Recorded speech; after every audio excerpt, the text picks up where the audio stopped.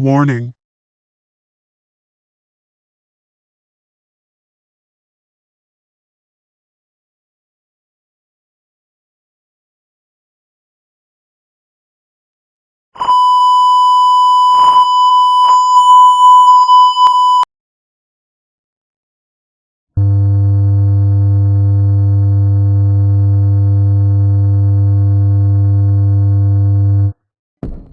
Unusual didn't believe in anything supernatural.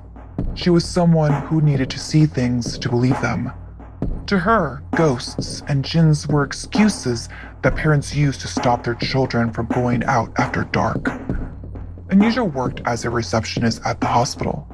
When her shift ended at 9 p.m., she would be wired from the busy day and go out till dawn to party, stumbling home only after the sun had risen. She knew it was dangerous, burning the candle at both ends, but working in a hospital, she also knew you only live once.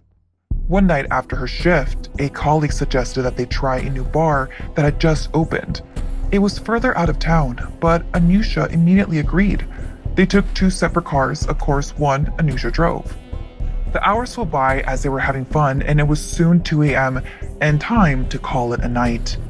The cars took the same route back until they got to the Mohakali overbridge, the first ever flyover built in Bangladesh, where they parted ways back to their different homes. The road was deserted, not a soul in sight. Anusha didn't know if it was just because she was exhausted, but she felt the bridge had an eerie feeling to it. The wind whistling as they sped along. They were around the middle of the bridge when Anusha spotted something that caused her to panic. A woman in white running straight towards them. The passengers in Anusha's car shrieked in horror as the woman headed right for them, making no sign of stopping even after seeing the car. They had no way of stopping in time. Anusha flinched as the woman just stood there, waiting for Anusha's car to hit her. Anusha instinctively wanted to swerve to the side, and there was still time. It would be the rational thing to do to avoid an accident, but a voice in the back of her head urged her not to. She looked around and saw that swerving left or right would result in a collision with the railings, or even worse, crash through them and down onto the road underneath.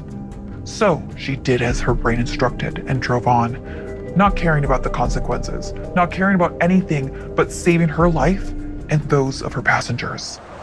She drove straight into the woman, who did not even wince as the vehicle hit her. It was as though she was made out of thin air, and the car simply passed through her. Anusha looked into the rearview mirror in disbelief, only to see the woman still standing where she had been. But she turned around and saw her face was staring at them, yet there was no blood in sight. Then she disappeared. A collective hallucination, and the remainder of their journey home was normal. The next day, Anusha was recounting her story at the hospital, telling a colleague about a woman on the bridge. In the middle of her story, she noticed a patient staring wide-eyed at her. He was a middle-aged man with a broken leg and arm, and his face was cut open and badly bruised. He stared at her with an expression of awe. Anusha couldn't help but be a little creeped out. When she asked the man if he needed something, he asked her anxiously, "You really encountered her too? You got away?" "What do you mean, me too?" Anusha asked hesitantly. "The woman in white," he said. Blood began to pulse through Anusha's body. She never said anything about the woman wearing white. Had this patient seen the same thing? He then took a long breath. "There's a legend about the place," he murmured. "Many people see her. She's a vengeful spirit. Probably rightfully so. She met her end on the bridge where she was killed by a drunk driver. She only appears to people when they have been drinking. Now you know the people who swerve all over the road usually aren't thinking straight. They crash into the railing, sometimes flying over the ledge to their deaths. You should consider yourself lucky." The reality of what happened finally hit Anusha. The logical part of the brain told her he was crazy. it was just a coincidence. It just couldn't have been real. She didn't believe in ghosts.